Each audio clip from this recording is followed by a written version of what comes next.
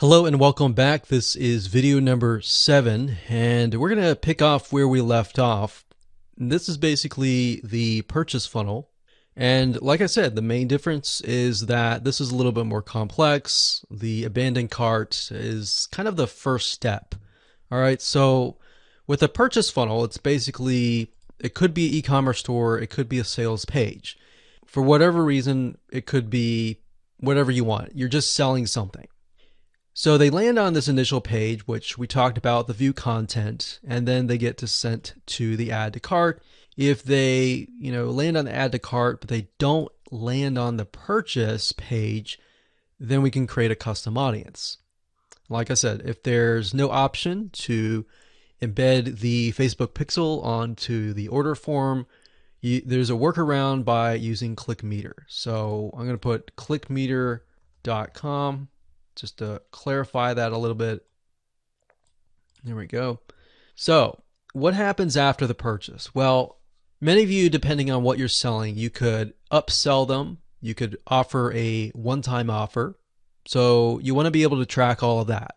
So we could say purchase, and we'll call this maybe the front end purchase. And for the sake of the standard event, we're just going to list it as purchase, the initial purchase. All right, so the next thing we have is the one-time offer, all right, or the upsell, the same thing. So we're going to do one-time offer. Now, bear in mind, I briefly went over this, but basically with Facebook pixels, when it comes to the standard event, you can use what Facebook gives you, but you can also use your own keyword. But you just need to make sure that you know what that keyword is. All right. So we could name it OTO1. And if you have several funnels, you might want to name it something related to that funnel. But for the sake of simplicity, we're just going to say OTO1. And I'm going to bold that so that you know that's a standard event. So we could do that. And maybe we want to figure out, okay, how many people purchase the front end offer, but they don't purchase the one-time offer. So if they made a purchase of the front end offer, which is the offer that they're aware of, the one-time offer is basically an offer that they are not aware of, but it's a really good deal that they're going to want to take up upon because they're going to save a lot of money. So this is the one-time offer, and you can add one-time offer 2, one-time offer 3, and you can get more complex with that. But basically, let's say we want to figure out who purchased both, whereas who purchased one or the other. So everyone who's at this point is going to purchase the front-end purchase.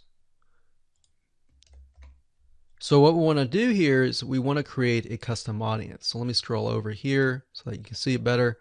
So we want to create a custom audience and say, whoever purchased this, but did not purchase this, let's put them in a custom audience. All right. And we can also say, anybody who has purchased this and this, put them into a custom audience. Now, how do we do that? Well, we can do that with the pixel code by naming it the standard event purchase and then OTO1. So what we want to do here is we can create a custom audience. So they land on the purchase page. Now, basically what you want to do is you want to get the URL and you want to put that into the custom audience. So they land on the purchase page, but do not land on one-time offer 1. So in that case, basically they purchased the front-end offer, but they haven't purchased the one-time offer for whatever reason. So we could put that into a custom audience, and then we can thereby do a retargeting campaign and retarget them for this offer. Or we can also make a different custom audience And this is a really good way to kind of segment your high premium customers, or the ones that buy pretty much everything in your funnel, versus the people who have not.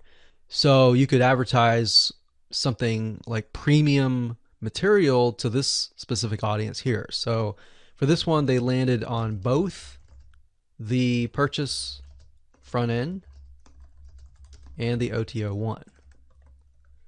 So I'm just showing you kind of a secret here of figuring out who your premium buyers are, because if they purchase this one and this one, it's a very high chance that they trust you and they want more from you and they're willing to buy more from you in the future.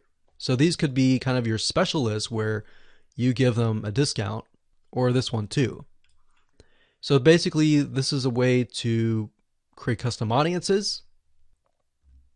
So that's the purchase funnel event, and that's what you need to do to track every step of the way. So as a recap, quickly, we got the first view content page, we have the add to cart page, we have the purchase page, and then we have the one-time offer page.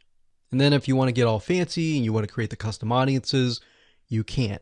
But you basically take this and you want to add the pixel code to the header, which is what we talked about in video number 5. All right, so with that said, let's move on to the next video.